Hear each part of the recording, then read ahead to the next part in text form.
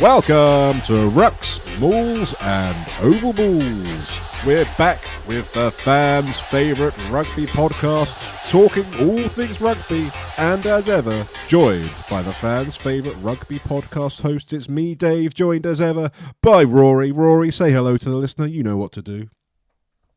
Hello. Hello, David. Hello, listeners. How are you? Good to see you, David.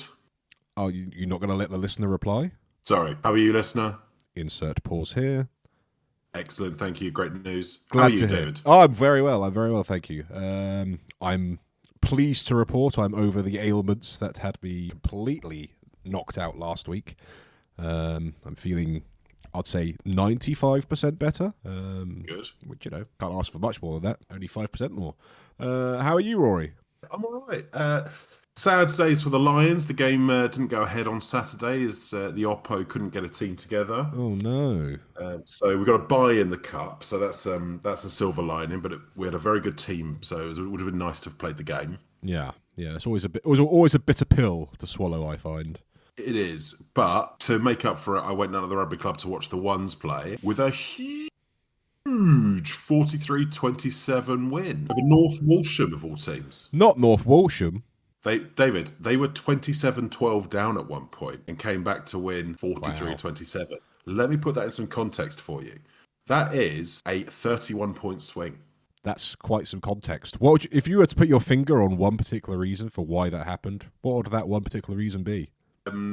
They managed to tire out the North Walsham pack. Our pack's quite lightweight in comparison, so we were struggling at scrum time, but managed to sort of run them around the park enough to get the upper hand. And then the kicks started to stick, started to go to the right places, just to put them under pressure. And then just fitness and speed told in the end, really. But it was an excellent turnaround, because it was looking at half time, we were all sort of looking at each other going, well, this is not going to plan in the slightest. So they were 22-12 down at half time. North Walsham scored early in the second half, and then we kicked a penalty from 35-40 metres out, something like that. Yeah. Just to get going. Then just the momentum just seemed to switch almost instantly. Wow. Passes started sticking, and the boys scored some good tries in the end. So an excellent performance by the Ones. Well, there I was thinking it was going to be a perfect platform for Rory to say it was because of an inspirational section in the matchday programme. As to a huge boon for the podcast. We've made it all the way to the Westcliff Matchday programme now. If any other page 26 or something like that. Oh, I mean, it's prime real estate. And if any other rugby teams around the country want to put a section into their programmes, be you in the sort of London and South East Premier sort of level, or be you, Prem level. Else. Yeah, we'll take it. We would be more than happy to provide a blurb.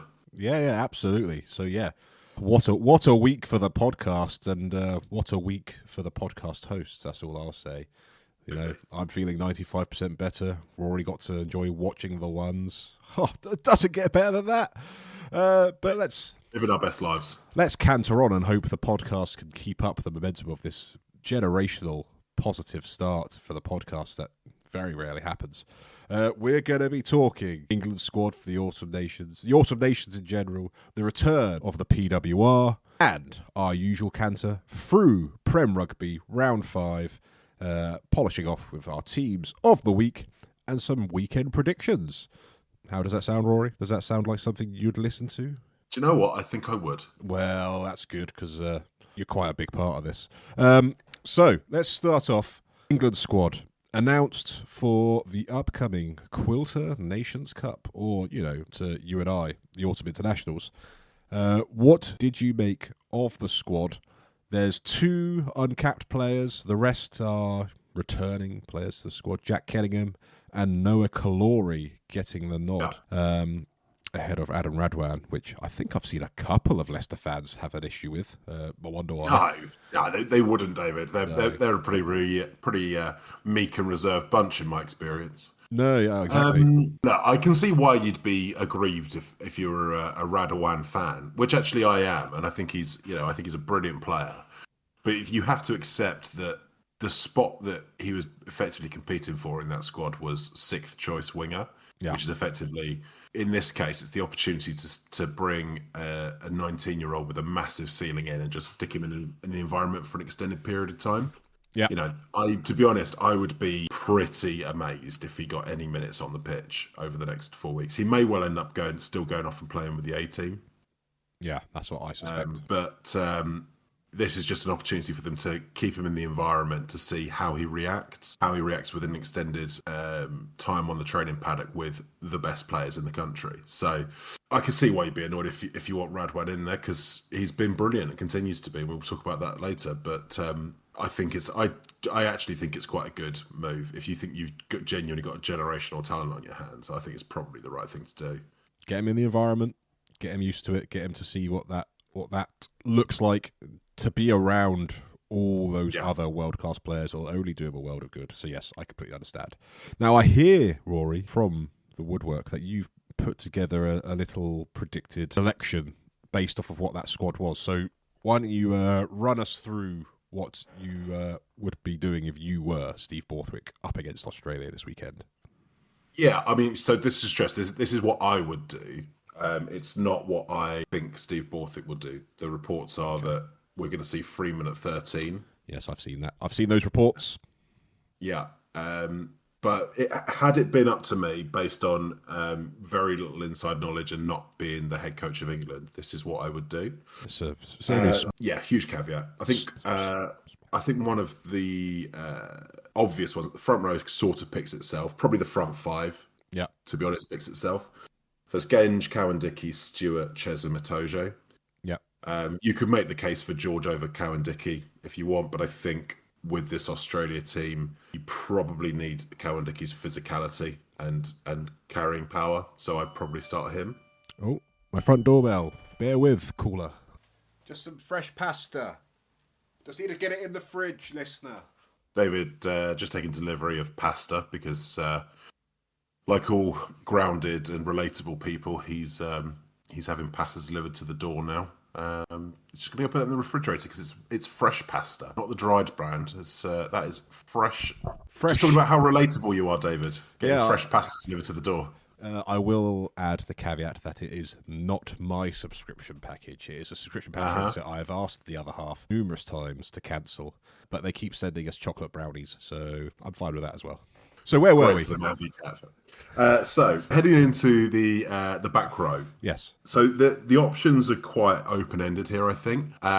You have to balance the need to keep your line out competitive. Mm-hmm. Australia are pretty good at stealing line outs with more carrying power, where with the loss of Willis, obviously we're struggling a bit there. Yeah. So the temptation was to start with Cunningham South at 6. Okay. But I'm going to start Pepper at 6. Okay. Underhill at 7, Ben Earl at 8. I think Guy Pepper's got enough height, has proved he's an effective enough line-out option to fill that. His carrying game's actually better than he gets credit for as well, I think. Yeah, I think he's a much better carrier than people are talking about. And I still have a question mark over Cunningham South's ability to do it for an extended period in a test match. Mm-hmm. I could be wrong, but part of me still wonders, is he still a 30-minute test player rather than a 60, 70, 80-minuter? And that's still a question mark for me. I think that's fair. So Underhill gets in for me. I mean, Curry's in the squad, and the rule of thumb is if Tom Curry's there, you pick Tom Curry. But the man hasn't played any minutes since the Lions, really. And at some point, his body's got to start breaking down. It's not possible for a man to keep recovering from major injuries in record time. Yeah. And Sam Underhill's playing brilliantly well. So I'm going to give Tom Curry a week or two to rest up. And I'm going to start Sam Underhill so he can just level people. And to be honest, he's maybe the only man I trust to be able to stop Will Skelton in his tracks. Him and a bulldozer. Yeah. Those are the only two things. You either pick literal heavy machinery or you pick Sam Underhill. Yeah. Those are the only two things that can stop Will Skelton. Yeah. Okay. Tell me about your halfbacks. I'm going to start Mitchell and Finn Smith. Really tempted to pick George Ford. And with limited prep time, I could see Borthwick picking Ford because he's the steadiest option, I think, that you can sort of guarantee will perform at test level with limited prep. But I'm actually going to go with a Mitchell Finsmith Dingwall axis. Good choice. Good choice. Dingwall, I think, has been brilliant so far this season. From what I've seen, obviously just signed a new Saints deal, which I'm sure you're very pleased about. Very pleased about. Keep the good news coming, Northampton Saints, because I'm enjoying this steady stream of re-signing of very key and influential players. Yeah, absolutely. And in the absence of a more powerful 12 option at the moment, had Seb Atkinson still been fit and been in there, maybe you could have been tempted after the summer. Ajomo is tempting because I'm going to put Lawrence at 13. It is tempting to have the Ajomo Lawrence centre pairing there, but first up against Australia feels risky to throw Ajomo in with that. So I'm going with Dingwall because I think with no Furbank to play at fullback, Stewart for me has to come in playing exceptionally well. But although his playmaking and link-up play has massively come on, he's really worked on it, and actually a lot of evidence of that at the weekend. I still think you're going to want someone in that backline who's a little bit more comfortable shifting the ball. The other option would have maybe been Lawrence at 12, Slade to 13. Again, Slade's been brilliant. We'll talk about that a bit later on. But I think balancing all options, I want the Northampton connection 9, 10, 12. Because you also can then almost guarantee the ability to get the best out of Tommy Freeman, who I'm picking at 14, with Manny Faweboso at 11. Yep. I think, but on the balance of probabilities, one that I think is almost certainly not going to happen is Guy Pepper at 6, where I think it's more likely to see Chesham or Coles there. Yeah. Maybe Cunningham South, but again, I'm not convinced that even Borthwick believes he's got enough fitness for that game to start. Yeah, considering he's not been doing a full 80 of Harlequins, so they got injured a couple of weeks ago. Yeah, exactly. So I think it's more likely to see Chesham or Coles there, but I would pick Pepper based on how he's been going this season. On the bench, Jamie George, Finn Baxter, Joe Hayes, Chandler Cunningham South, and Henry Pollock. I'm going to go for a 5-3. Yeah. So Spencer, Marcus, and Tom Roebuck. Wow. But I could see there being a 6-2. I could see, depending on the makeup of his starting back row, I could see a Coles or an Underhill being on the bench if he starts Curry and Cunningham South, or Chesham at 6. Who knows? Big headline. There's a lot of ifs and buts, and we should be hearing quite soon about the squad. So big headline to any Rory fans out there as well. He has decided to omit George Ford from his 23. Yeah, it was a heavy decision. Really weighed on my mind, but I just think on the balance of everything, I think the club connection from Saints slightly outweighs the guaranteed quality you get from George Ford, just on the basis of trying to get the best out of every other player. But that being said, it could go either way. Really, I think Ford could well start, and to be honest, I'd be quite happy with that. He is the man in possession of the shirt after the Argentina tour. Yeah, absolutely. And Borthwick has been known to kind of honour that to a degree. Okay, no, I don't mind it, Rory. I don't mind it. I'm not going to argue with you. I'm a big fan of Pepper. I like the makeup of that back row. Any back row that's got Underhill in, I generally like the makeup of. And obviously, I like the Saints connection. So yeah, I'm not going to argue with you too much. I haven't got my own version, but then again, we have got a lot to cover in this podcast, so probably for the best. Autumn Nations in general, Rory. Thoughts and feelings around the tournament? Are you excited for the next 4 weeks? I'm very excited for England's fixtures in particular. I think Australia, Argentina, Fiji, New Zealand is a really good quartet of fixtures. Yeah, would have been nice to have South Africa as a game as well, but all things being equal, I'm pretty happy with that. Ireland playing New Zealand in Chicago this week, I'm very excited by. I think that's going to be a real fever pitch of a game. I'm quite looking forward to watching that. And I think it's going to be first of many tests going to be deployed out in the States to try and get them all excited for the World Cup coming their way. Yeah, which you can see why they'd do that. Other big highlight games, France, South Africa next week. I think that's going to be an absolute humdinger. Yeah. Very much looking forward to that.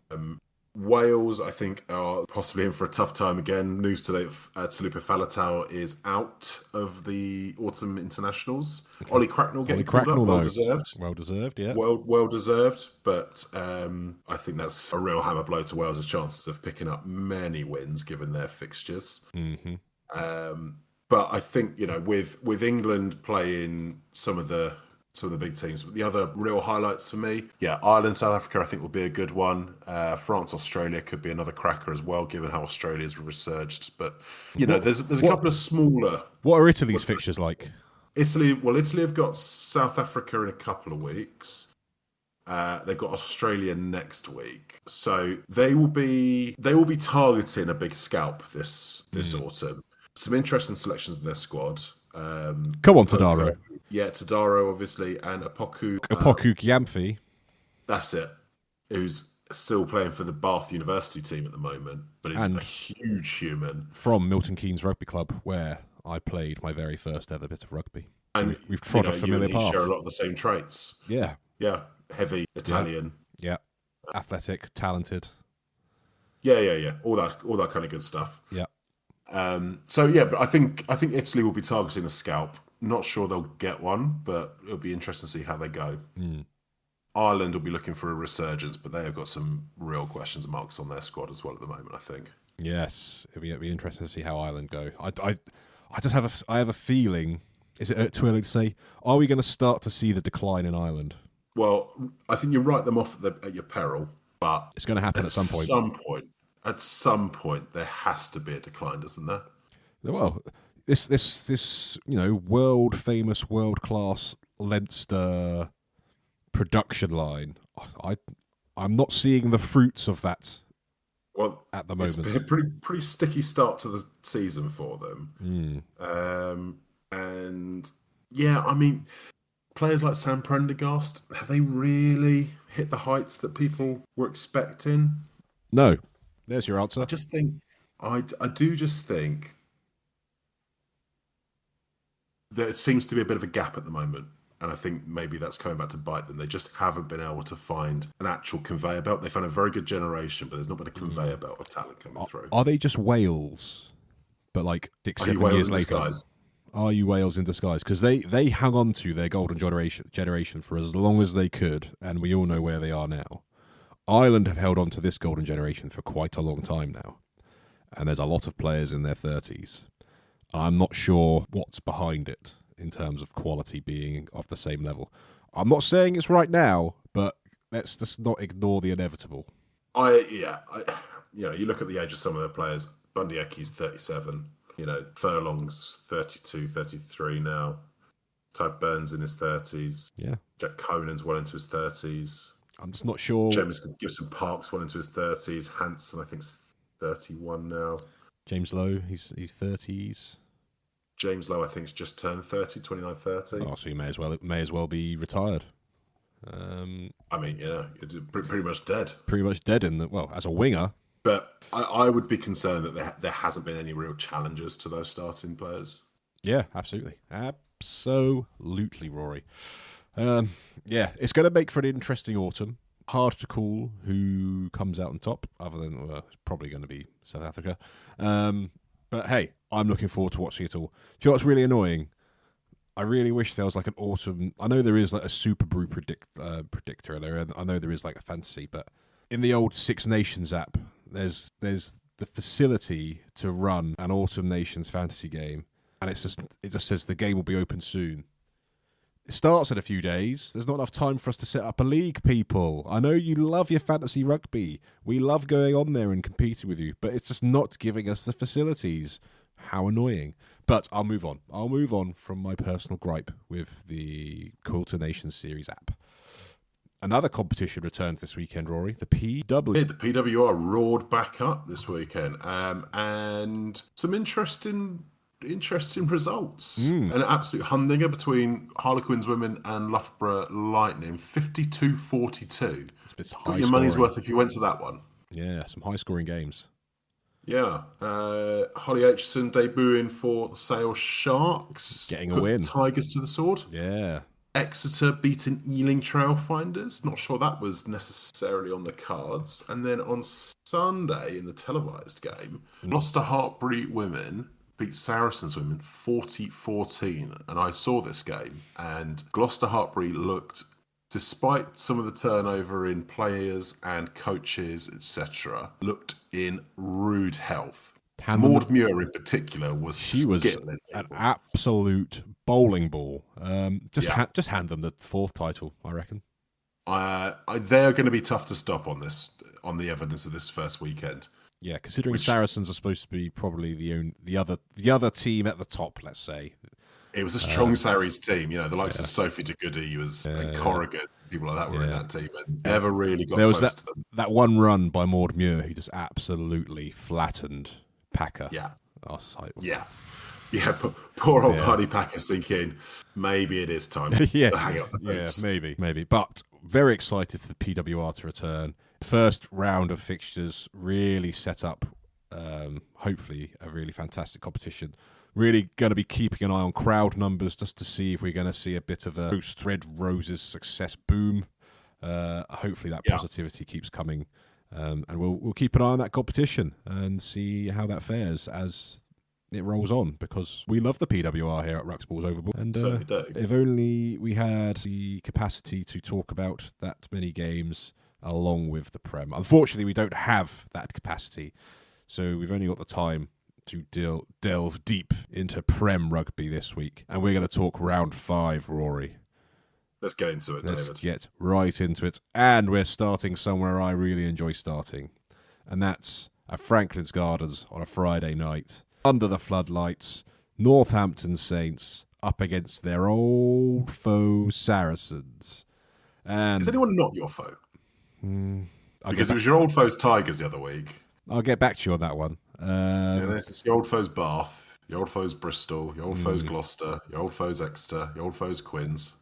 Yeah, your old foe's Sale. Red Bulls, but that's only because they're new. No, because you were talking about how much they're your old foes because of your difficulties travelling there.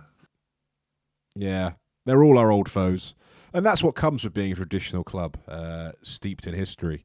Where do we start with this game, Rory? Well, maybe you should give us a little summary of how this all played out, because this seesawed a little. It did seesaw a little. So the game, it started off from a Northampton Saints fan perspective, a bajillion miles per hour. It was free-flowing. It was fantastic. It was beautiful to watch.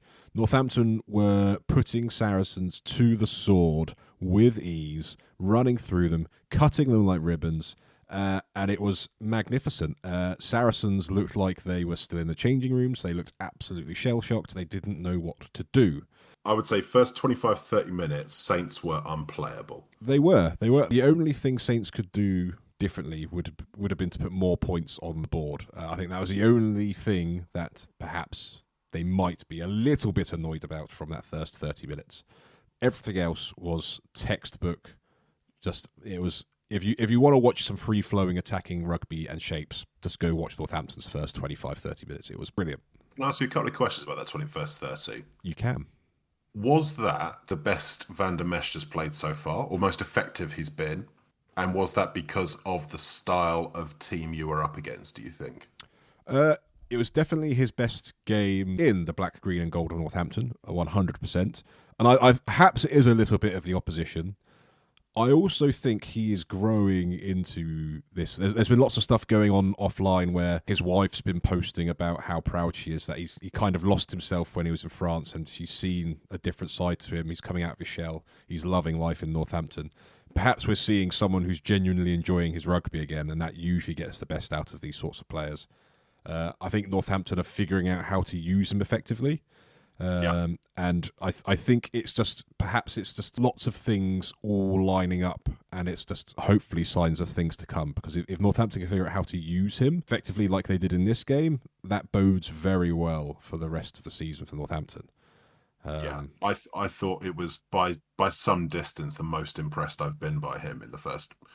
Well, I mean, really the whole hour he played, but certainly that first 30 minutes he was by some distance his best. Yeah, I'll tell you someone who I'm a little less impressed by as a sign-in is Fischetti. From scrum time, a worry. At scrum time. Yeah, Scrum time is a worry. Worked over by his compatriot Riccione. Yeah. He's quite a nimble prop, so he's quite useful in the loose still. But I thought he would be much more effective at scrum time. I thought he was going to be a genuine force. I have a theory on this. I perhaps think so. We've got a new scrum coach who's come in to replace Sean Ferguson. We've also got Van der Mescht who's packing down at tight headlock. I wonder whether there's a bit of unbalancing at the moment going on, because there's going to be a lot of weight coming from behind Van der Mescht going through the tight head. Yeah. The other lock, in this game was Lockett, who is a bit of a lump himself, but is usually Coles. Perhaps my theory is that the scrum just isn't quite balanced in the sense of there's a lot of weight coming through the tight head, not so much the loose head, and maybe we're still figuring out how that works with a new scrum coach. But I'm quite right. The scrum time has not been as strong from Fischetti as I thought it would. I've still been happy with his work around the park, so his work rate's still right up there. His tackles per minute is still up there with the best. He gets turnovers, and he is good as a link-up player as well. But you're quite right to point out that we were expecting more from him at the set piece. Give him time. I think with a new scrum coach, we're still figuring out how to use Van der Mescht. Perhaps second half of the season, we might see the Saints scrum be a weapon again. That's my theory. That's my theory anyway. But you're right to point it out. Then after that point, after the first 30 minutes, Saracens. I think what we saw was Northampton absolutely had a perfect game plan to make sure Saracens didn't do to them that they'd done the previous week to Sale. Full credit, if anything, out of respect to Kalori, there was an immediate game plan to take him out of the game, which worked perfectly. He wasn't able to do anything. There's nothing against Kalori, as much as fans would make you think. I think Northampton had a brilliant plan for him. So Saracens reverted to Saracens of old. Physical, upfront, punch you in the face. Well, I'll tell you what I thought was the big turning point. When I think it was Burke scored their first tries in the offer line out. Yeah. And that was effectively the first line out that Theodan got right. Yeah. His darts up to that point had been abysmal, and to be honest, they didn't get much better after that. No. But he got this one right, and they set up the fake maul and then popped and went. Finn Smith misses the tackle on Nick Tompkins. Yeah, uncharacteristically weak tackling. Pretty uncharacteristic and pretty poor. But that gives the opportunity for Burke to then canter in. Up to that point, you'd kept Sarries pretty much out of the game, but partly because of Sarries' inability to hold on to a line out. Yeah. And then from there, they just sort of get a bit of a bounce. You know, Jack Bracken leaves Tommy Freeman for dead on a grubber kick off Burke. Yeah. Which is a really nice bit of skill. And you could just see the difference in acceleration over 3 to 5 meters. Oh, he was rapid, isn't he? Absolutely rapid. Tommy Freeman is obviously rapid, and which he showed for the break he made for was it Hendy's try? The first one, he breaks through 2 tackles down the right and just they spread it all the way left. Yeah. But off the mark, the Bracken boys are outrageous. I'll be honest, I think both Charlie and Jack had good games for Saracens. I think they were probably the ones that stood out. I thought Jack struggled a little bit with the kicking game. Saints kicked very well, and Jack struggled a bit with that. Tell you who really struggled, though, was Max Malins. He's not had the return to Saracens that everyone was expecting, has he? Looking out of sorts. This isn't the only game. It's not the only game he's been found out. No, it's not. It's not. He's been pretty average for a lot of the season. And I think they're crying out to get Elliot Daly back in that team, because at the moment, Malins is looking a bit of a liability back there. For Pearson's try, where he misses it entirely and Pearson dots down. Another player who's had a really good game. I think he'll be one that England will be interested in again. But he made several mistakes. I think it was Freeman's last try. He spilled it, and then Finn Smith crossfields to Tommy Freeman. But it comes off another Max Malins spill in the backfield. It's, he's given up, I reckon, 14 points in that game from mistakes. Yeah, and that's just the obvious ones. That's just the obvious ones. But if you, call it 14 points, we'll look at the scoreline. 43-31, take 14 off Saints there, and So he's actually costing games, arguably. I don't like to dig out an individual that much, because I do like Max Malins as a player generally, but he looks out of sorts. He does, and he doesn't look like the same Max Malins who left Saracens to join Bristol. I know he's had a lot of injury problems. Maybe it's just going to take him a bit longer to get back up to speed. But I would say on Saracens selection, I want to encourage them to keep selecting these young backs. I know Bayliss doesn't really fit into that bracket, but I'm very much enjoying the Saracens selection policy at the moment. No, I think Charlie Bracken, when the pack started going forwards after that first 30 minutes, and Charlie was able to take advantage of that, he looks really dangerous. Lots of little snipes, very quick off the base. Yeah. Jack Bracken, look, he's going to learn his trade off the kicking game. But we talked about the other week about his actual physical defence is very good. Master in the backfield is a slightly different prospect. It is not an area that you or I are any kind of experts in. I think that's fair. So I'm not going to dig him out for not being world class at that yet, but you could certainly see the potential. And Noah Kalori, look, sometimes young players will always need a bit of a reality check, particularly after such a barnstorming performance last week. Yeah. And a reality check that said, Saints marked you out the game on this one. You need to find a way to get into it. Yeah. And, he'll have probably come off that game. I think he came off with a bit of a knock in the end for Angus Hall. But, he'll have come off that game a bit more... battle-hardened. A bit more battle-hardened and a bit smarter than he was the week before, where he'll now know, all right, if I want to actually go on, I need to find a way to... You're not going to score 5 tries every week. Yeah, some of his defence. So he did some quite nice tackling on Tadaro. He did. He got a jackal in there as well. Got a jackal penalty on him. He did get it wrong, I think, for I think it was Hendy's try where he misread it and Finn Smith grubbered behind him. Yeah. But again, that's managing in the backfield. He did get a penalty off Tadaro for when he jumped him by about 40 feet. Yeah. Yeah, we did get to see one leap at Franklin's Gardens. So yeah, I think he'll have to find a way to make sure he's in games week on week. Yeah. So if you were Steve Borthwick, would you want to be harnessing that 30 minutes of England of Northampton for England? Because I don't see any other team playing with that sort of free flow attacking shape. Well, this is why I went with the selection I did, which is very heavy on the Saints team, because I think in Test rugby, particularly over the last few years, the ability to strike off set-piece moves and the ability to strike off turnovers are the two strongest things that Saints do. They're lethal on the transition and they're lethal off a set-piece move. They just pick good options. I think realistically, you need to try and harness that. If you think you're going to be just in a kicking slogfest with lots of tight carries and just territorially kicking the ball, pick George Ford. Yeah.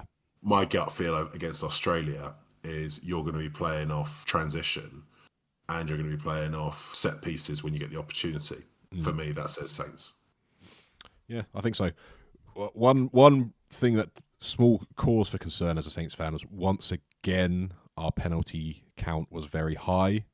We're still dangerously lurking around that offside line far too often.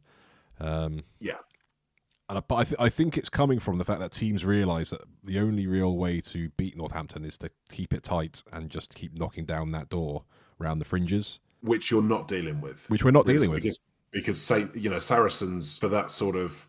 Well, it was probably less than 20 minutes where they got really on top and took the lead back up until after Tizard's try. And we got another yellow card. And really they just knocked the door down. Gonzalez's try just comes through. He powers through Van der Mesht and Henry Pollock for his try. Quite poor attempts from both of them, actually. Tizard's try just comes from pressure and just powering over in the tight. Jack Bracken's try comes from some really good carrying work and just drawing the defence in and giving the opportunity to kick in the backfield. It wasn't really until Saints then make a half break and Riccione gets himself binned for being offside. That's what swung the momentum back, I'd say. Yeah. Up until that, it was actually looking like you could have lost control of that game quite quickly. So what you're saying is Riccione pointing to the stars over the badge on the Saracens shirt is what gave Northampton the impetus to go and whoop their asses. Well, it's certainly G'd the crowd up. I don't mind it. I like it. It's fine. It's fine. I like that kind of stuff. May as well have been pointing at some asterisks, but that's fine. I'm not as worried about that as other teams are. I would also say Charlie Bracken drops an absolute dolly. Yes. To run it in at a point when he could have swung the momentum back the other way. That was a big moment for them. That was a big moment, and that was to Jack Bracken, his brother, wasn't it? It was. That would have been a lovely storyline. From Jack to Charlie. Yeah, that could have been a lovely storyline. A quick word from you on Tommy Freeman, David. Tommy Freeman is the best winger in Europe. Fact. Tell me I'm wrong. Peno. I'm picking Freeman every day. Over both of them? Over both of them. The man is unreal. I love him. He's on red-hot form. I don't think there's a weakness to his game at this stage, other than maybe in a 5-metre foot race with Jack Bracken. It's a big call, but you have to say at the moment he is on red-hot form and he looks brilliant for it. So, He carried 150 metres. He made 7 line breaks. He beat God knows how many defenders. He looked like he was playing with a point in this game to say, I'm surrounded by all these youngsters, but don't forget who the best of the best is, and that's me. There's a reason I was on that line tour. And he's still young. He's still got 10 years in him if he wants to. Because Pollock's in that team, people talk about Tommy Freeman as being like this old hand. Yeah. And he's 23, 24. People forget how young that Saints team still is. Most of them are in their mid-20s. I love Tommy Freeman. I'm so glad we've locked him down long term on our new contract. I genuinely think he is the best winger in Europe, and I genuinely think he could be the best winger in the world. He's got it in him because he's got everything. Right. He's got everything. I hope you're right. Although reports are that he will be playing 13 this weekend. So maybe I just have to decide he's going to be the best 13 in the world instead. Whatever it is, he's so good. I think he's turning into one of those players that you just put him on the pitch. It doesn't matter what number is in the back of his shirt. He will do bits no matter where you play him. So yeah, I quite like him. I think that comes across. Yeah, absolutely. So that game finished at Saints 43, Sarries 31. Yeah, and Saints' magnificent start to the season continues. Hey, if you told me at the start of the season that we would take that first block of 5 games undefeated and top of the table, I'd have bit your hand off, Rory. Couldn't be happier. Yeah. I think you're entitled to be the happiest boy on the podcast, because we are now moving on to Chiefs against Gloucester, where we have one particularly unhappy boy on the podcast, I must say. Such an unhappy boy. We'll get some of the headlines out of the way. Will Joseph and James Venter both going off injured again. Was that a sign of them being rushed back, do you think? Because they both went off with knocks the week before. I just think it's a sign of whatever curse has been put on Gloucester this season, just continuing. I said it last week that it's a complete catastrophe and the season's over for us. Trying to find any kind of silver linings. There's probably 2 from this game from a Gloucester perspective. Will Knight on debut, a couple of nice touches, couple of nice tackles, but ultimately 18 years old, so limited what he can do. And Jack Cotgrave, lovely break with a lovely break. Probably should have got a try. Manny Feo-Bosa wrestles him manfully off the line, but that is what Manny Feo-Bosa can do. Yeah. That's it. So those are positives. Outside of that, it's just negative after negative, really. The defence is still abysmal. The Chiefs carved us open pretty much at will. Our maul defence has gone to pot. We can't stop a maul to save our lives. Used to be your bread and butter, Used to be your bread and butter. Yeah. Yeah. Right now, we just don't seem to know what we're doing. The scrum is a mixed bag. At points, it looks really strong, and then we just seem to switch off. We just look very, very low on confidence. Yeah. I think whatever else they do over this autumn, they just need to build up a bit of confidence, a bit of belief, and just see if they can get some togetherness going. Because at the moment, it looks like whatever vibes they had last season have just completely deserted them. And obviously injuries, turnover of squads, all that kind of stuff will have that kind of effect. But they put a big emphasis last season on making Gloucester a nice place to play. Yeah. A real squad ethos. A lot of the behind the scenes stuff was on the work that particularly Lewis Ludlow was doing to pull that team together. maybe taking the captaincy off him wasn't the right move in the end. I didn't want to pick at that thread. It does... Yeah, I mean, as good as Thomas is, maybe Lewis Ludlow as the kind of figurehead of that squad. You've been captain a really long time, so it on the surface it seemed like a good idea to kind of freshen things up, but it hasn't really had the desired effect. Lewis has then obviously been injured for a lot this season anyway. It's I also wonder whether the captaincy to Thomas hinders him a little bit as well, because he has to think a bit more. The way he plays is with a bit of freedom. If you've got the captaincy, you've got to be thinking a lot more inside the box rather than outside the box. I don't know whether that's something. Again, I might just be pulling at a thread that doesn't exist, but I think that's maybe correlation rather than causation. I think it just happens to also coincide with the fact that we've been crap. And to be fair, he's not really played a couple of weeks, so harsh to fair.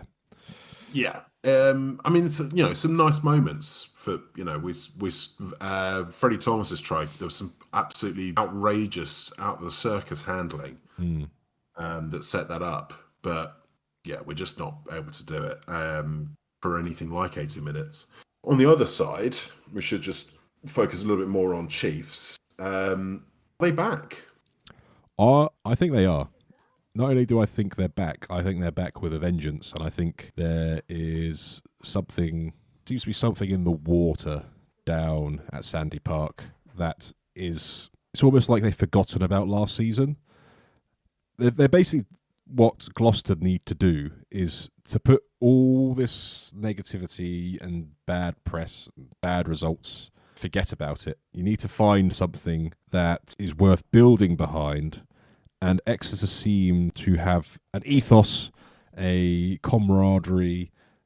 There's something going on there that is really starting to click. And I think the final pieces of the puzzle in Ikitau and Hooper have really, really made them a force to be considered now for top 4 potentially.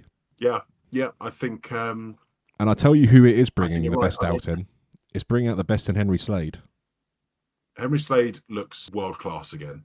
For the first time in a couple of years, really. He looks absolutely world-class. He seems to have shouldered responsibility without it seeming to be overwhelming like it was. He's still doing a lot of the kicking. He still does a lot of the defensive, leading the defensive line. He's very involved in the attack, but mentally he looks unburdened. He just looks like he's enjoying it. He's enjoying his season. I think, what I will say, Chiefs have probably had the easiest block. A kind fixture list. They got Saints at a very good moment. Yeah. They've had Newcastle at home, I think. Gloucester at home and Quins at home. Yeah. In fact, no, Newcastle might have been away, but they still won that, I think. So they have had a nice run into the season by dint of who they've played. Not to take anything away from them because they've been, I think they've been good for the results they've had. But this was if Rob Baxter had been designing his first 5 fixtures, he pretty much got it as he would have wanted. Yeah. Which bodes really well for them after the autumn because they'll have momentum, they'll have belief, and they'll have these new signings, the Australians in. So great for them. But they've lucked out a little bit in terms of the fixture lists. Now, that being said, good fixtures falling at the right time does nothing if you're playing badly. And the likes of Feo Aboso look back to their best. Fizzalau is coming on leaps and bounds. Kane James came on, nice break, set up the last try from big break. Tuima looks like he's getting back to what we thought he could be. Daft Jenkins. The packet as a whole just looks fitter. They look fitter. They're getting more out of their front row. I think the focus on having just enormous scrummaging props. Scott Co and Yosefa Scott are probably predominantly scrummaging props, but compared to the likes of Aaron Painter, for example, they look a lot more mobile, a lot more involved. Stephen Varney is playing superbly. Yeah. He's playing like an international 9. Yeah. Which he is, but he wasn't necessarily Italy's star man. Well, the way he's playing at the moment, he could be. Harvey Skinner is twice the player he was last season, which is obviously helping. And Josh Hodge is sort of starting to look like he can fulfill that potential. So you just add all those elements up together, along with a number of other players we haven't mentioned. Suddenly you start thinking, well, actually, this is a squad that I can't believe you didn't say Zamboni. Well, Zamboni obviously only played about 20 minutes in this. I know, but you've taken any opportunity to say his name so far. But look, I think Zamboni has been potentially one of the finds of the season, to be fair, because he is, for a relatively unknown Italy under-20s lock, he has been impactful. I think he's been picked up in the Italy squad. If he hasn't, he should have been. He has. But yeah, his impact in that pack should not be diminished because he has been brilliant. In stark contrast to most of Gloucester's signings, I have to say, apart from probably Will Joseph. But no, I think Chiefs will be delighted with how that first block of games has gone for them. Yeah, I think so. Absolutely delighted. They are now third in the table. So they're above Saracens, above Tigers, above Bristol, above Sale. 3 wins, a loss and a draw. If you'd offer that to Rob Baxter at the start of the season, he'd have absolutely bitten your hand off, I reckon. I reckon you're right. So they've got to be careful. They might start getting a nosebleed being so far up the table. It's been that long.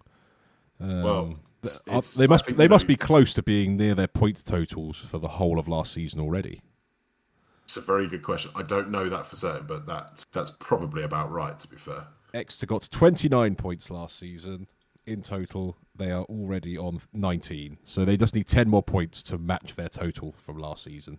So that shows the change in fortunes already. It's huge. It's a huge swing. It's a huge swing for them. So I think Chiefs are hitting the right trajectory. So they will.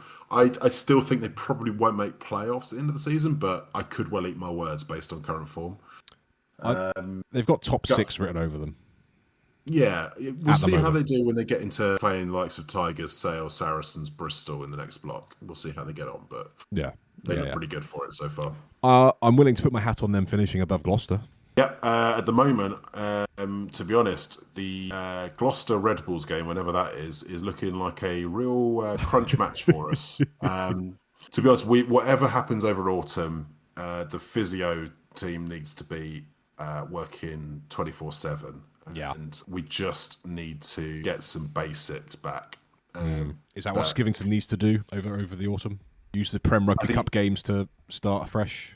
I think they need to focus on just some of the fundamentals. The line out is really poor. They need to fix that. They need to fix out their maul defence. They need to fix out their defensive system. And if that means less focus has to be put on the attack, at the moment, I think they're just going to have to take that on the chin because the fundamentals are what let them down. Well, that game ended Exeter Chiefs 39, Gloucester 12. Painful visit to Sandy Park for the Gloucester faithful. Another great result for Exeter. Moving on, Harlequins versus the Newcastle Red Bulls. And we kind of said this last week. We expected a bit of a bounce from Harlequins, and boy, they did bounced. It was the perfect opportunity for them to do a bit of jouet, wasn't it? Keep the season ticket holders happy. Yeah, but if we're being completely frank, particularly in that first half, Newcastle was still on the bus. Yeah. They were decidedly poor. You do think has the bubble burst? Like heads are down. The magic isn't there. Alan Dickens was quoted in the last day or so saying he thinks they've gone backwards. So at the moment things are looking pretty dour in the northeast, which is going to be a problem because if they want to keep getting those fans through the gates and build some momentum into the summer. Is it a coincidence that the rumour of Billy Vunipola being signed is somehow leaked out into the press to try and buoy the fans a little bit, just to give them a little something to look forward to? There's some good news stories of what they need. I mean, if I was them, I would be doing everything I could to sign as many England internationals from the French leagues for next season, just to build some excitement up again. The likes of Billy are good signings. Joe Marchant's been mooted, I think. Yeah. Probably, I would imagine the Willis brothers will remain out of the price range for quite some time. But yeah, Carl Sinclair, maybe. They could even look at the Pro de Deux. They got Alex Moon, Timana Harrison, Don't you touch Courtney Laws. Let him Let him relax retire and in breathe. peace. Yes, he's having a lovely time in Brief. Ben White was obviously mooted Yeah. a little bit earlier, so I think they'll start announcing some big signings quite early. But I think it will be because they want to get some positive news out there because the results are going the wrong way. Yeah, they need to do something. It took them till, was it 75 minutes, 76 minutes to get over the line. Yeah. Leather Barrel, which is still one of my favourite names in the league, comes on and looks pretty good for the last 10, 15, but, ultimately took 2 consolation scores for them. Yes, quite. I'm just watching you It's not this- squirm, there's not trying a lot- to find some positives to say about Newcastle. I'm desperate to find positives because I do want Even the banker, Amanaki Mafi, had a quiet game. quiet game came off after 50 minutes. Yeah. Oscar Usher looked nice when he came on, made a nice break. Came off Freddie Clark. I'm really liking the look of how he's developing. But yeah, the positives are few and far between. If we're being completely frank, this was... So I do have a positive for any Newcastle Red Bull fans who are listening. Your under-18s team are 2 from 2, and they beat the Harlequins under-18s in the Prem Next Gen League this weekend. The Harlequins Academy is a very, very strong one. So it makes you wonder, are we starting to see the fruit of the labours at the academy level already? Because last year, their academy was not up to much, and they've got 2 from 2 already. So, if they've got a golden generation coming through at the academy level, then that's something for them to look forward to. But between now and then, times could be a bit late. yeah. I think the point I was going to make is it'll be interesting when we get to the end of the season how much of that squad gets trimmed.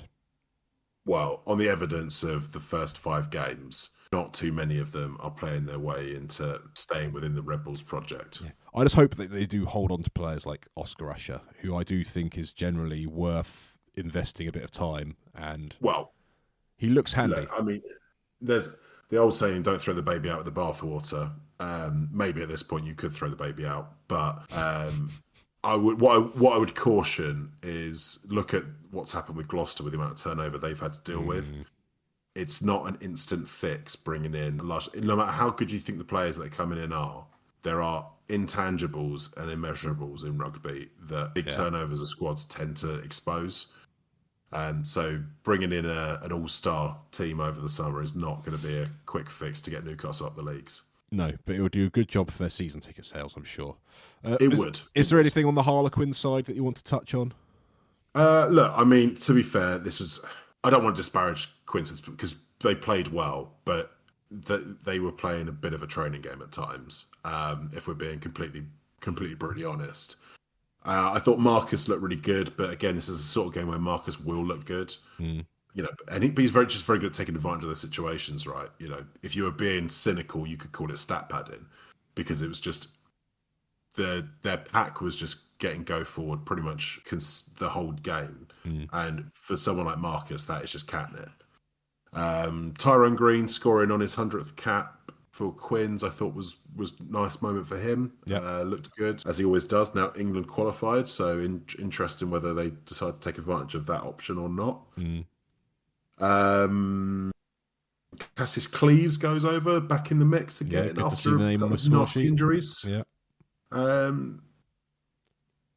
Look, we could spend more time talking about the individual Quins scores, but the ultimate result of this was Quins were just so much better on the day. The only one probably to focus on is Isgro's little volley to finish in the corner. Lovely little touch. Lovely to see a bit of Argentinian flair. And a nice opportunity for the commentators to talk about Messi and Maradona.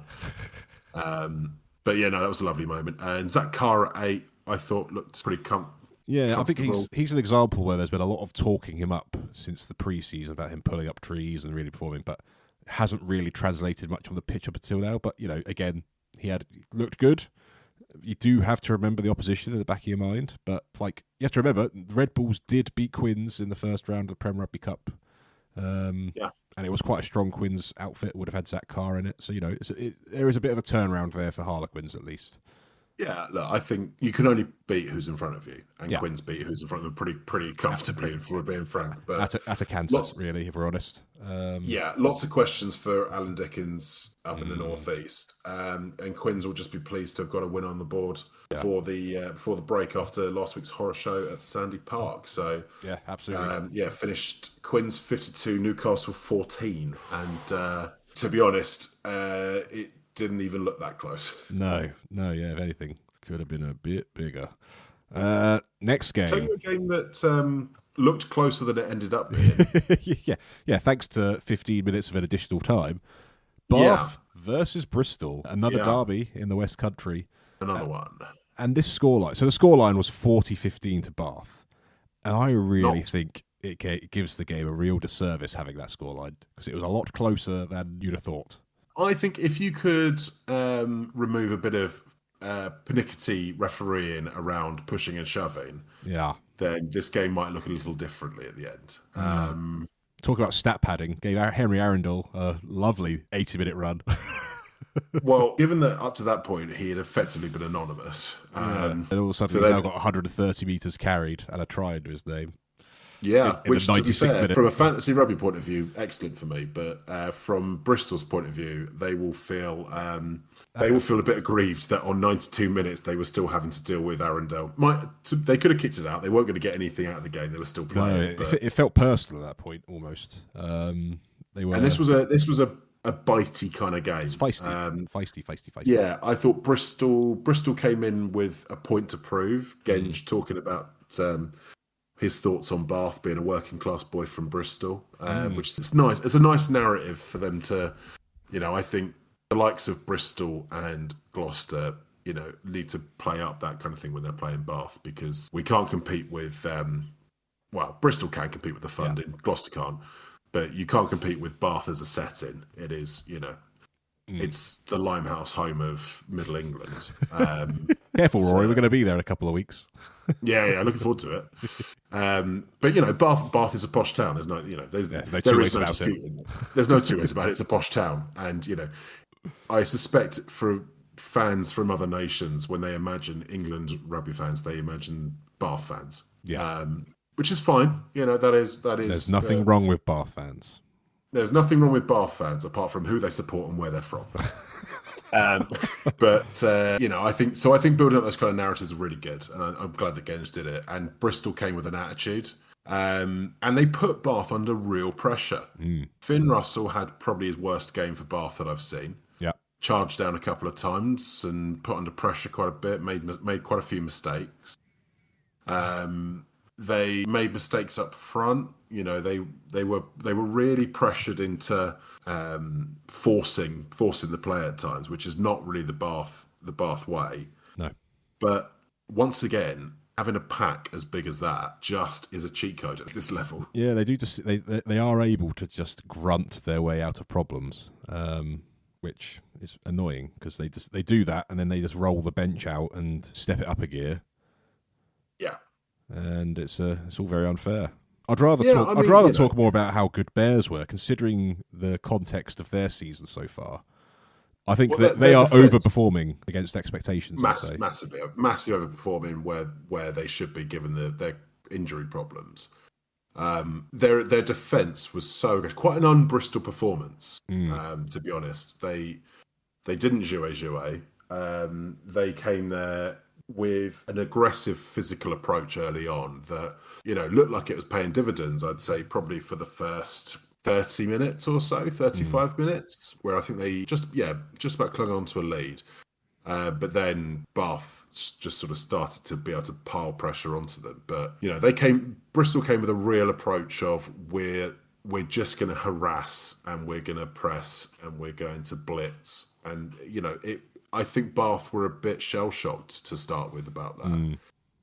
Fitzhardin just continues to impress week on week. He's so busy. Work rate's through the roof. Phenomenal. I mean, there was one bit, it might have been for Thokinasinghe's try, but it starts with a scrum on the other side of the field, and he beats everyone to cover over that side. If it might not have been a try, it might have just been an opportunity, but he was outworking the whole back line. Yeah. and both packs to get that. And it's, that kind of graft is what gets you through matches like this where you are struggling for numbers. He's a name that I'm surprised. I'm not saying he should be in the England squad, but I'm surprised he's never really mentioned in kind of the forums or by commentators saying, "Oh, Fitzharding, England qualified. Why not?" Well, it goes back to the conversation we had last week about the likes of Callum Chick, where, he is a grafter. He does nothing wrong. He is 7 out of 10 every week. You could maybe argue his handling is a bit of a point of difference, but is it that much better than the other England flanker options? He's not the biggest player. He's not the tallest player. He's not the most physical. He's just relentless. And that at a club level, at Prem level, is gold dust. You need those kind of players. He's just probably not got the stardust to be a point of difference at international, which is it's a harsh review of what is a very, very good player. But unfortunately, he just doesn't have that point of difference to make that next step. But then that being said, I think if you're a Bristol fan, you are more than entitled to shout about him and say he should be getting picked for England because he's that good for them. Him and Ogray for me have been two real standouts for Bristol. Yeah, Ogray's probably, I think, unlucky not to be in that England squad. I think he's playing better than Theo Dan. Yeah. And I think his all-round nuts and bolts are better than Theo Dan. He's a jackal threat. His handling and his pace around the park make him a massive threat in the loose. The only thing he doesn't have is the same level of power. But his darts are better. I think his mauling's better. I think his control on the maul's better. I would have had him above Theo Dan at the moment, given the way they both are playing. Yeah, I agree. But I'd also have Blamire above Dan. I would. Basically, what you're saying is you hate Theo Dan. I just don't think he's having a very good season, to be honest, at the moment. And I think to be honest, he's a hooker whose line-out darts are failing him. Yeah, very true. Very, very, very, very true. And there's a lot of very good England hookers around. Jabulu. Yeah, we have a few. Tom Dunn. Tuipulotu even. Yeah, we do have a few. Ogray. Obviously Langdon's injured, but Jack Walker would argue it. Seb Blake would argue it. There's a lot of England hookers in this league, and I don't think Theo Dan's in the top 3 at the moment. There we go. But before we get distracted and talk about Saracens again, should we talk a bit about Guy Pepper and Sam Underhill? Oh, I mean, honestly, they are freaks of nature, both of them. In the nicest possible way. No, in a horrible way that's disparaging and disingenuous. No, of course, in the nicest possible way. They're absolute freaks. Guy Pepper, Joe Van Grant last season said that Guy Pepper had the potential to be Richie McCaw. And at the time, everyone went, all right, mate. Okay. I mean, I remember Richie McCaw, he was brilliant. And look, that might still be a slightly high aim for anyone ever. But you can see what he means at the moment because he's a very similar shape. He's a big lad. His technique is pretty much perfect in everything he does. His carrying is powerful and he carries in a way that makes the most of his size. His jackling is phenomenal. His tackling is pretty much textbook. He's maybe not as physical a tackler as Underhill, but who is? He just seems to be a player that he does pretty much everything right all of the time. Yeah. And add on top of that, he's super mobile. He's got really good hands. You start to think, it'd be a hard player to leave out of any team, wouldn't he? Just someone who's that good at everything they do. Yeah. And then Sam Underhill, where do you start with this guy? His power is second to only a bulldozer. We've covered this already, Rory. Well, absolutely. I mean, but it's insane. It's an insane level of power, and he just levels it. And for his try, there was so many players around him. He still just thumps his way through. I don't know. I can't think of another England flanker that delivered that much punch.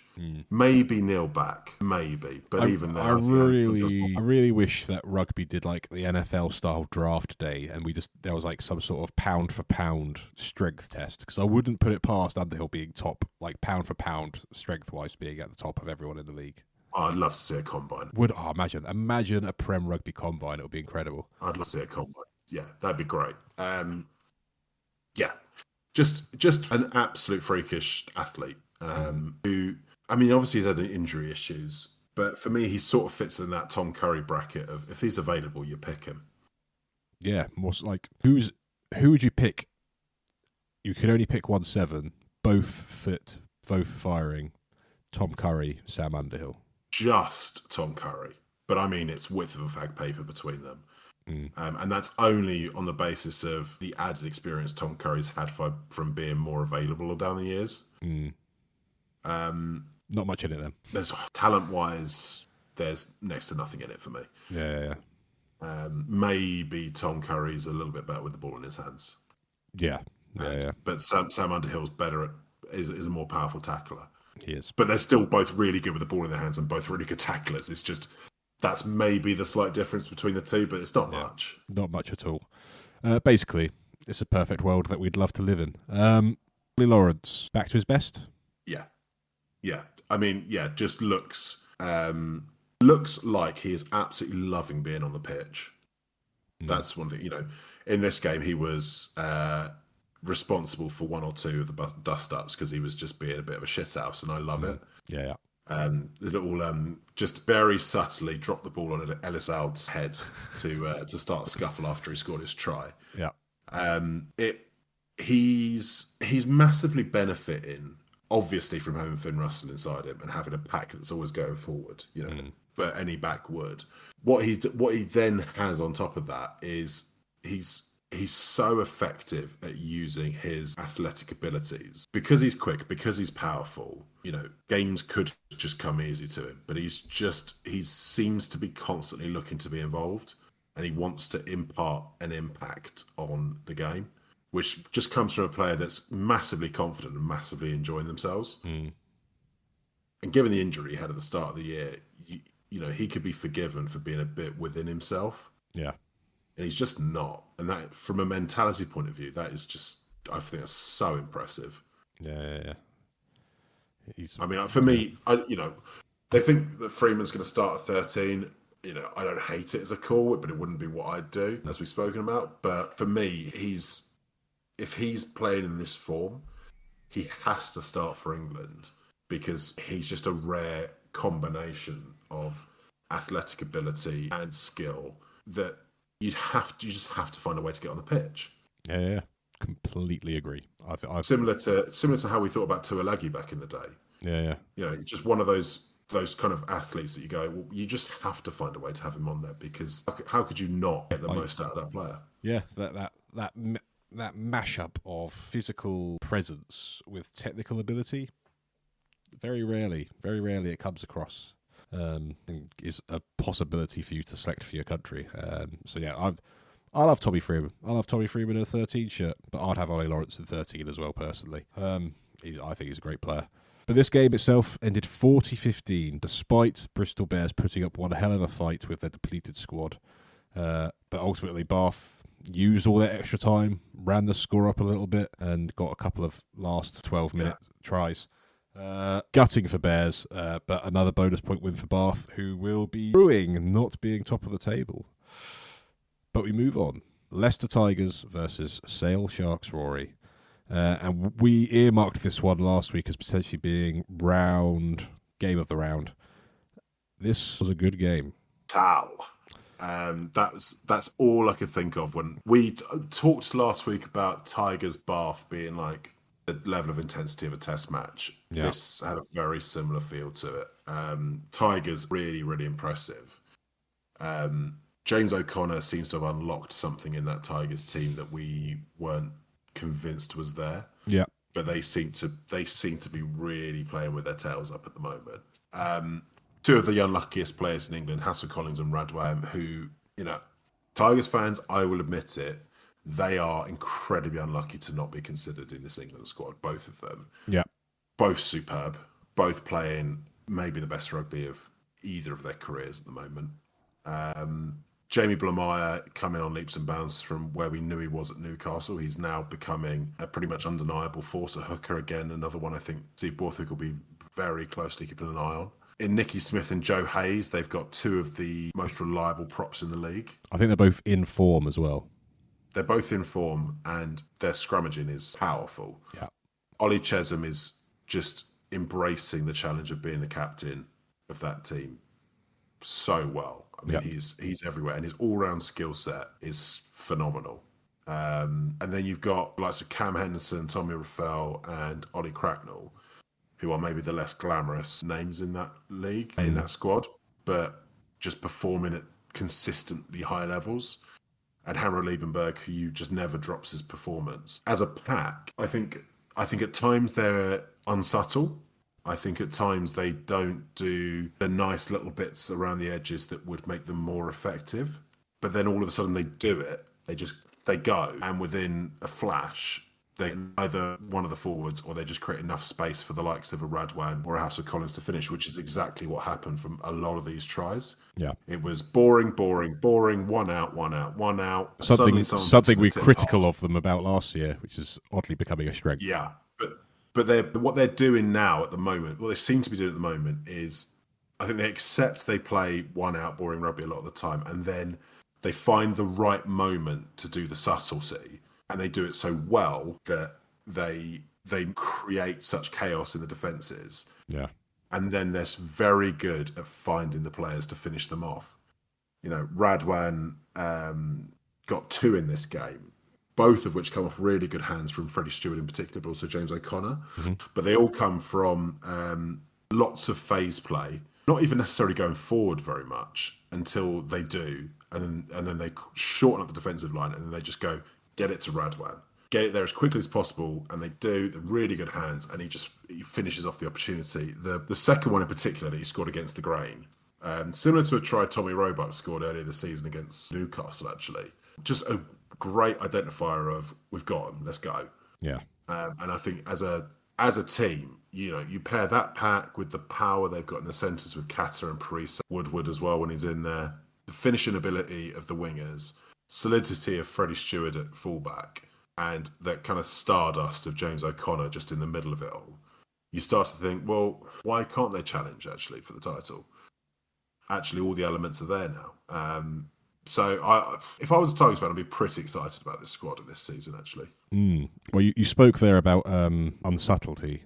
How about the centre partnership we've not seen so far this season in Kata and Parise, who was there last year, but I think they showed why, on paper, why that is a very, very unsubtle and powerful centre partnership.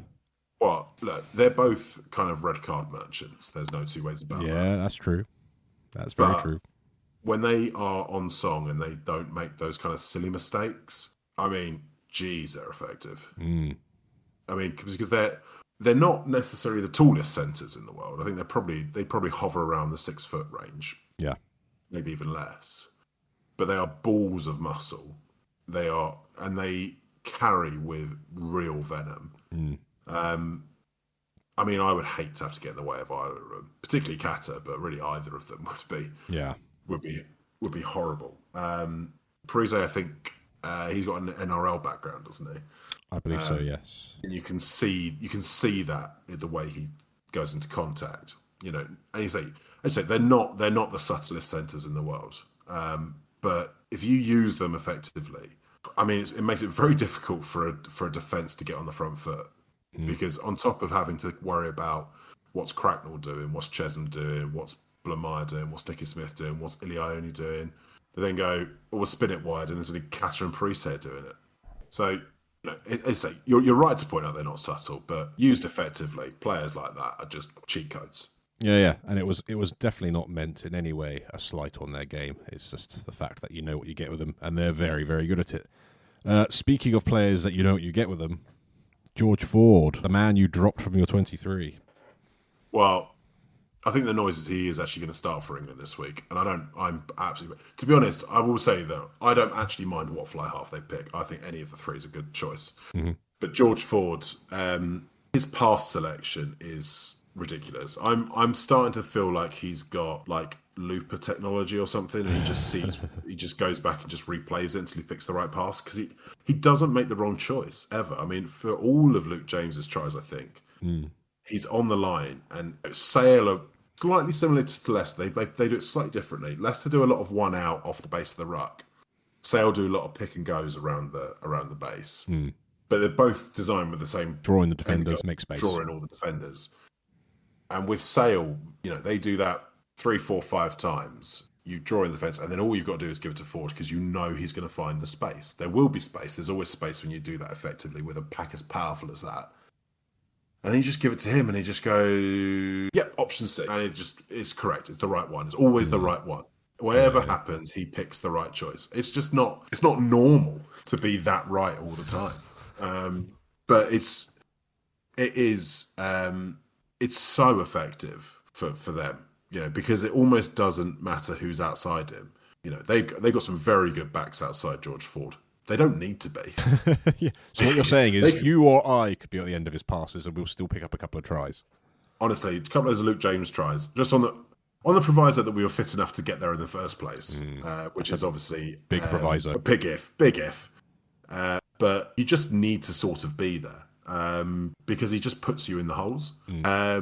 Outside of that, nicely Rafi Quirk, obviously back in the England squad, looking like he got a bit of joie de vivre again. Quite busy. He came on. He is looking good, but I'm holding back my optimism on Rafi Quirk because I have been burnt by getting excited by his return a couple of times, and he's either got injured or he's just had a horrific loss of form.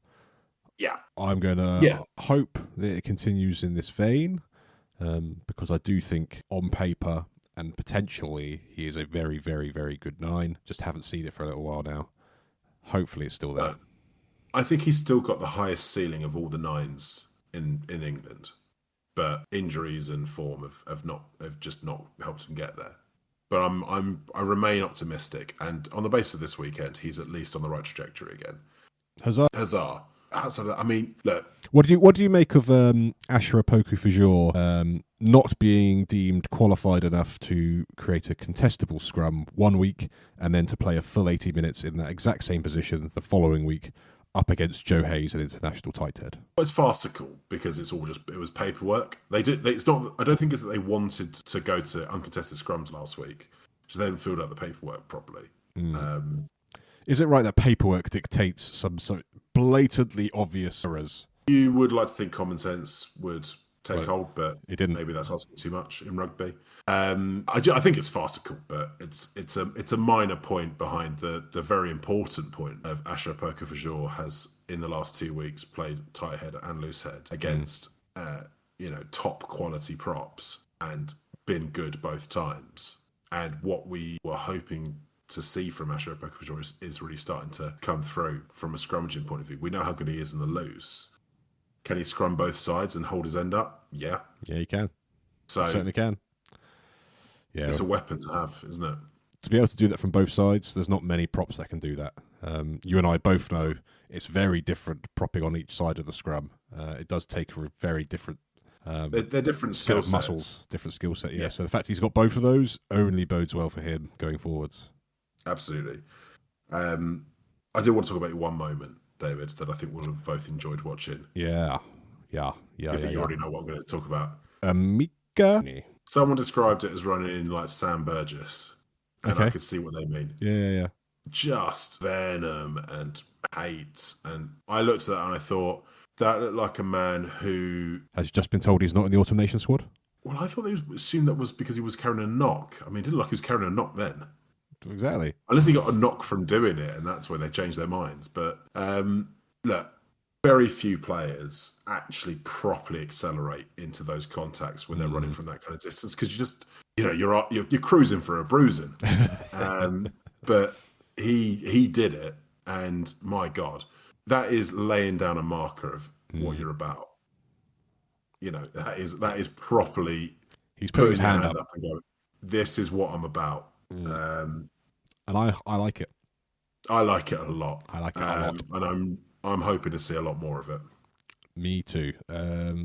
Hopefully we'll see him maybe in an England A shirt at the Rec in 2 weeks' time. That would be nice. I would be amazed if he wasn't in the mix.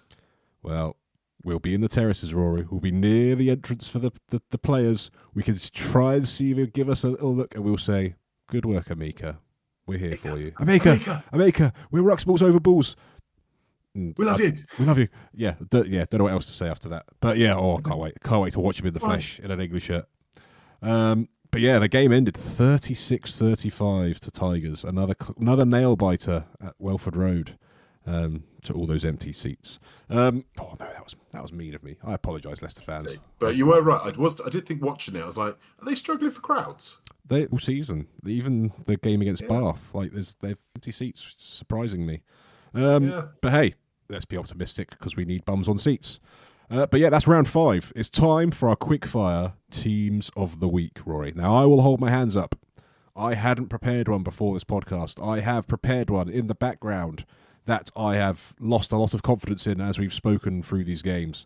How would you like to play this? Would you like to go through position, or just read off the teams? Let's go position by position. It wasn't easy this week, actually, I have to say. I found last week's easier to pull together. Mm-hmm. There was a lot of 50-50 calls, and there were actually some positions where there weren't a lot of standouts. Yeah, but often the case. I think I've pulled together a decent team. Loose head, I've got Beno Urbano. Okay, I've written Nicky Smith. Yeah, I nearly went Nicky Smith again. I did Nicky Smith last week, and I thought he was very good. I just think Beno Urbano, just in those tight carries, was a big factor in Bath overcoming what Bristol were about at the weekend. He was really part of that. I think that's fine. I think what we've done there is we've named 2 of the best loose heads in the league at the moment. So we've covered all bases. Hooker. Jamie Blamire. So I've gone Gabriel Ogre. Yeah. From work rate, just what he does around the park.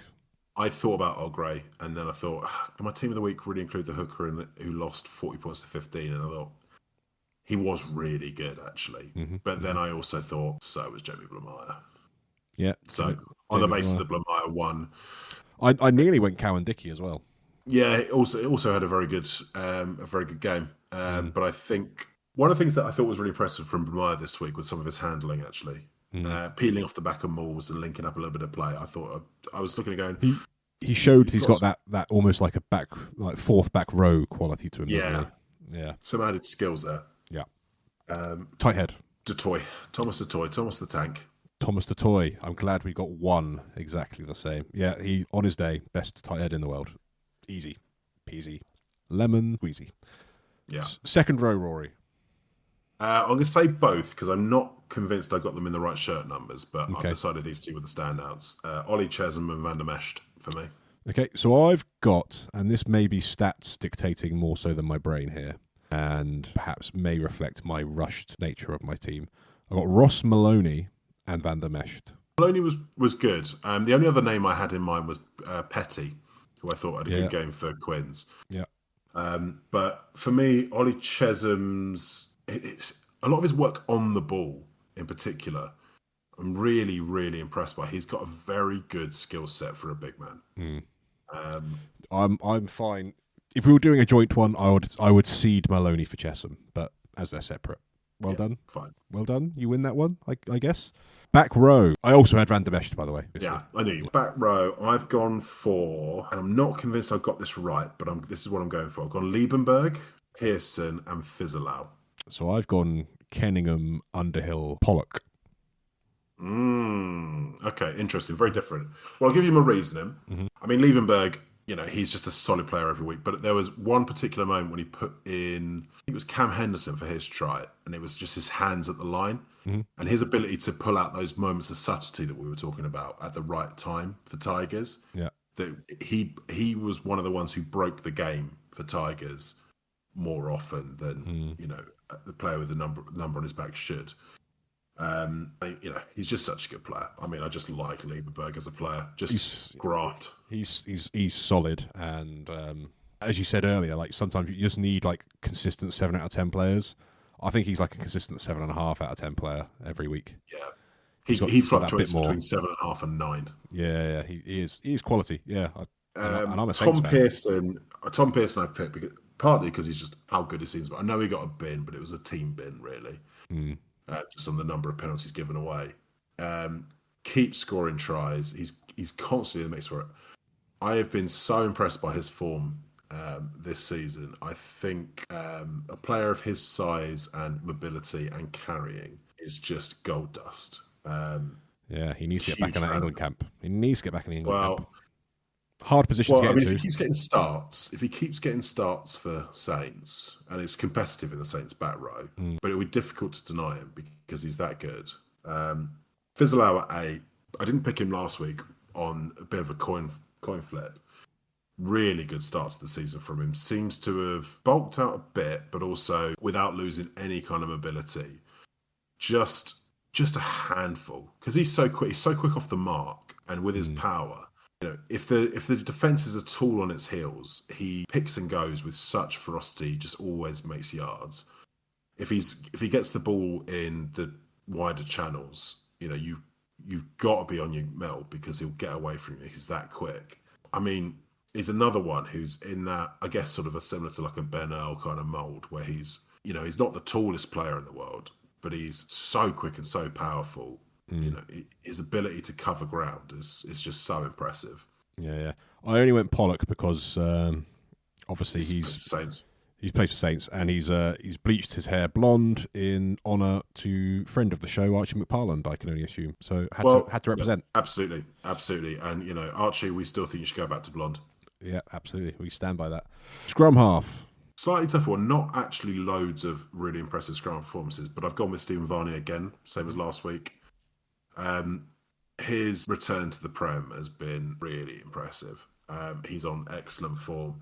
I think Kieran Marmion would have been one of the other ones worth talking about. He had a really good game. Actually, probably outplayed Ben Spencer for a lot of that game. But no, I've gone with Varney because almost on the basis of how consistent his performance levels have been in the last few weeks. Really impressed by him. Well, I've gone Alex Mitchell because when you're a scrum half to a side that flows with that much attacking flair against a Saracens team that defends the way it does, you're doing something right. And he's 100%. He's wearing the right shirt as well. 10. Well, this will please you. I've gone Finn Smith. Good choice. At 10. Again, just ahead of George Ford. Probably edges it because he won. George Ford didn't. Had Sale won the game, probably Ford could have edged it just with his ability to put people even tries. But Finn Smith, I think, has come back with a real aplomb since the Lions tour. Just a lot of try involvements, and you can't ask for much more from a fly off. No, I've also gone Finn Smith, obviously. 8, 9, 10 from Saints. Yes, please. Centre partnership, Rory. 12 and 13. I've gone Catter and Slade. Okay, so I've gone Ikitau and Slade. Yeah, Ikitau was my second choice, 12. Really good. Really sort of starting to take the Prem, making a couple of good, decent breaks. Nearly set up a try, but there's a full pass in there. And looks like he's just going to be a handful while he's in the Prem. And every team's going to have to be on the watch out for what he's doing. Yeah. But I thought Solomon Akata this week, in concert with Parise, was phenomenal. Yeah. I think, my honourable mentions would be Catter and Lawrence. Yeah, Lawrence and Parise were my honourable mentions at 13. But Slade may have been player of the week in general this week. Yeah, I think that's fair. Just really back to his silky best. Your two wingers, Rory. Yeah, so again, same as last week. I'm trying to play this as close as I can down the line. So I'm trying to pick the players with the numbers they had on their backs. Left wing, I've gone Hassel Collins. Right wing, I've gone Tommy Freeman. With a big shout out for Thocke Nasinger, who I thought was really good for Bath. And Iskro, who was really good for Quins. And on the left wing, for once, I'm not going to give Arundel the shout out because until the intercept, I'm not sure he was that effective this week. O'Flaherty, though, was very good for Sale. Ravuvu was pretty good for Bristol. But Ollie Hassel Collins, I thought, was excellent. Just didn't get a try this week, but really effective with the high ball. Really effective getting the ball up the pitch. Manny Feo-Aboso's my left wing. Yeah, he played right wing, though, didn't he? Yeah, but I'm not doing your silly shit on back rule. Crazy talk. When you picked 2 number 5s in your second row, Jesus, Rory. Then your fullback. I've gone Tyrone Green. I've also gone Tyrone Green. 100th cap. Nice try. 100th cap. Played really well. I thought Santi Carreras was very good for Bath, as much as it pains me to say it. Luke James got a hat-trick. Yeah, it's not often you overlook a hat-trick. That's worth mentioning. But Tyrone Green just continues to be so effective. Just week on week, we say wins when they're performing well or not. Tyrone Green is usually good. He is.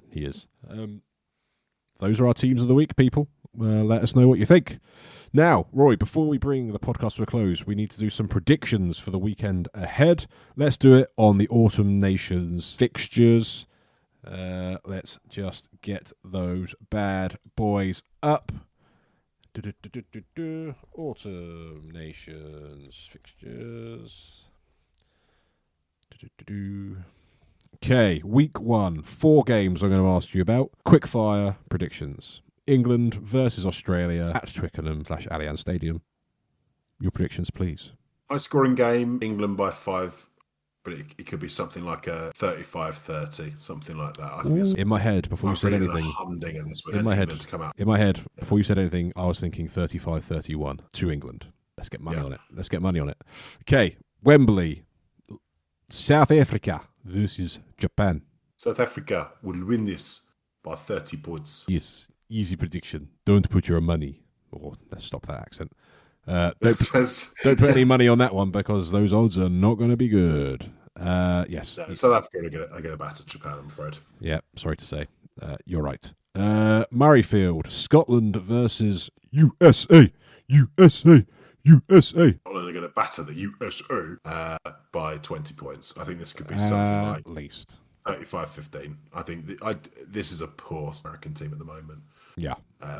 Worrying given the World Cup's going to be over there, but it's a poor US team. And I see Scotland putting 50 on them, personally. Now, Ireland versus New Zealand at Soldier Field, Chicago. Who's going to come out on top? Sorry to say, I think it's going to be New Zealand. And the crowd goes mild. I agree. I think it'll be tight. I think there'll be 5 points in it. I think this will be something in the region of 24-19, something like that. But New Zealand are going to edge this one. Yeah, and I go one step further. I'm going to predict a Cam Roygaard masterclass. I think he's going to run the show. Okay. Yeah, I can see that. Yeah, I'm on board. I'm on board with that. I think New Zealand do a number on Ireland. I think they steal the win. So yeah, those are our predictions, people. Let us know what you think. Before we bring it to a total close, Rory, any final thoughts for the listener? Go on, England. We've been Rucks Balls and Oval Balls. This has been episode 8 or so of the second series of Rucks Balls and Oval Balls, the fans' favourite rugby podcast. Hope you enjoyed listening. If you did, remember to like, subscribe, follow, send carrier pigeons. We don't mind. We'll listen to anything, really.